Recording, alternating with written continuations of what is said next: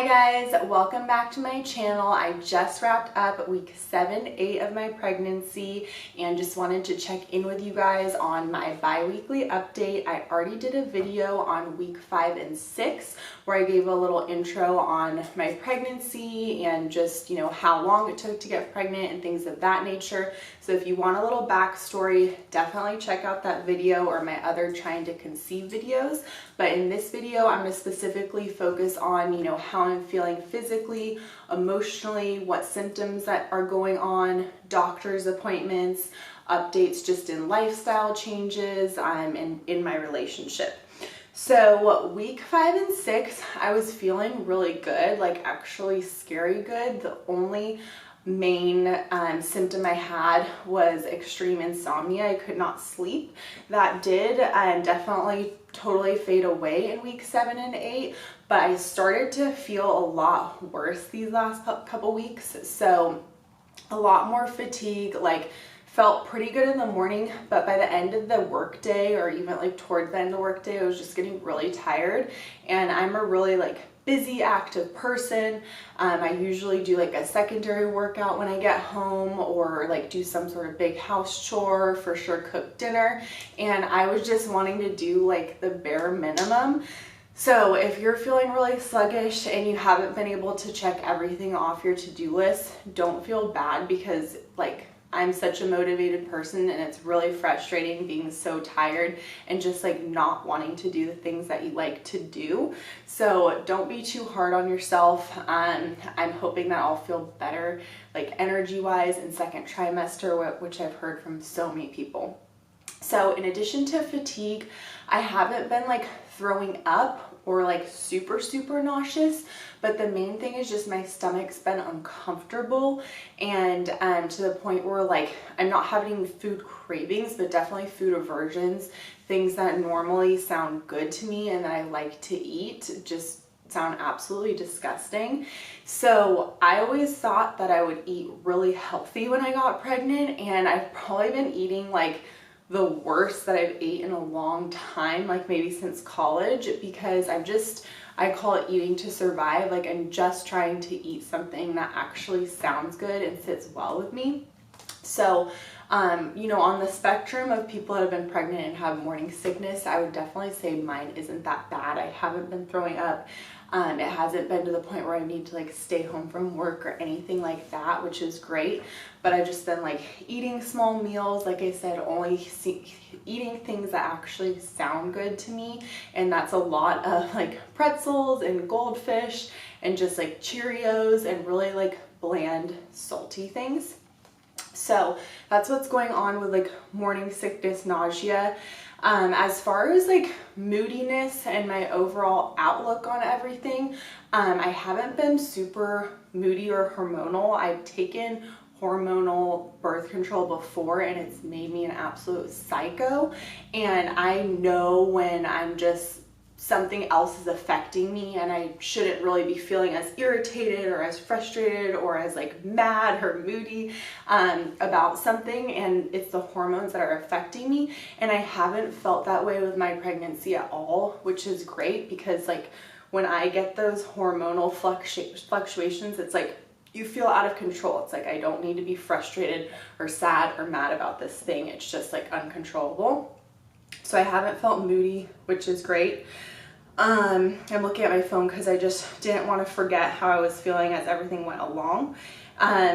In my previous video, I was feeling more anxious and nervous and not as excited because I only got that urine confirmation, and so obviously there's a big risk of miscarriage and things like that. So medically this week I got to go to the doctors. I got my first ultrasound. On paper, they thought I was actually 13 weeks along based on my last menstrual cycle, but I was only in fact 8 weeks along when I went. So that was like super recently, and it was great to get that confirmation from the doctor. She said like heartbeat is good, like uterus is good, everything looks great. She said like based on your medical history, I would feel comfortable with you telling everyone, like friends and family, that you're pregnant. Like I don't really see a big risk of pregnancy loss at this point. So that made me just get like more excited and more comfortable and not as worried about everything. So that was like a huge milestone for week 7, 8. And then we got to hear, or I got to hear the heartbeat and got some pictures. The pictures didn't really look like much yet. And then with the doctor, we talked about like genetic testing options, if we wanted to do the California testing, the carrier screening, and just all the different options there, which are really key in early pregnancy. Also, I got 12 blood draws. So these blood draws aren't for genetics, but more for like HIV, like how are your blood levels, like iron levels, things like that. And so they did 12 blood draws, which I thought was going to be horrible, but it really wasn't that bad. The girl was so pro. It took like 30 seconds. So with the fatigue, my workouts have been suffering. Like I love working out. I look forward to working out every morning, and I've just been like dragging. I've been able to hammer out a 45-minute workout every morning, but it's been way harder for me, like way more out of breath. Workouts that would be easy for me typically are just like way more challenging. So when you're pregnant, your blood levels increase and you can bring your heart rate up a lot faster. So that's definitely been affecting me, and then just the overall fatigue. So workouts have been struggling. I did ask my doctor if I could continue my regular workouts. I do a lot of like everything, like handstands, aerial arts, yoga, HIIT workouts, running, and they said I could continue doing everything, just like not to fall. So those were the only guidelines there. And I wish I could work out more because I absolutely love doing like other activities in addition to my workout, and I haven't really been able to do those. I've been drinking a lot of carbonated waters and burping nonstop, not because of the carbonated waters, but I don't know, I guess I'm just really gassy. I haven't been gassy, like farting gassy, but I've been really burpy, like can't stop burping. You know, lifestyle, relationship wise, right now that we got that confirmation with the heartbeat and everything, we've been just budgeting, like what types of things do we need, listening to more like baby videos, training videos, you know, what to expect type things. And then we've been contributing to a health savings account. So we're planning on spending $7,000 just for the birth. And so we're putting money towards that account right now so that it's all set up and full by the time we have the baby. Family's getting really excited. We've already gotten a lot of gifts already. And then I've signed up for a lot of baby boxes and freebies, so I'll definitely be doing a video on that as well. And just kind of like bought our first piece of furniture so we can start putting all these little gifts away. And that pretty much wraps up week 7, 8. I hope that there was something in here that you could relate to, or it helped you kind of know what to expect. One last thing I wanted to mention was weight gain. I haven't really experienced a weight gain or loss.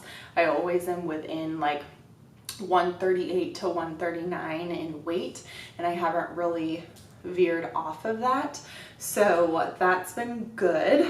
I'll definitely be back to update you guys on week 9, 10 and see how everything's going. And if you have any questions or comments, definitely leave them below. Subscribe to my channel if you want an update when new things get posted, and I'll be posting things other than updates, like, you know, what we're getting ready for the baby room, like I said, the freebies that we're signing up for. So it's all super exciting, and if you just found out you're pregnant, congratulations, and hopefully you can join this journey with me, and we'll see you on the next one.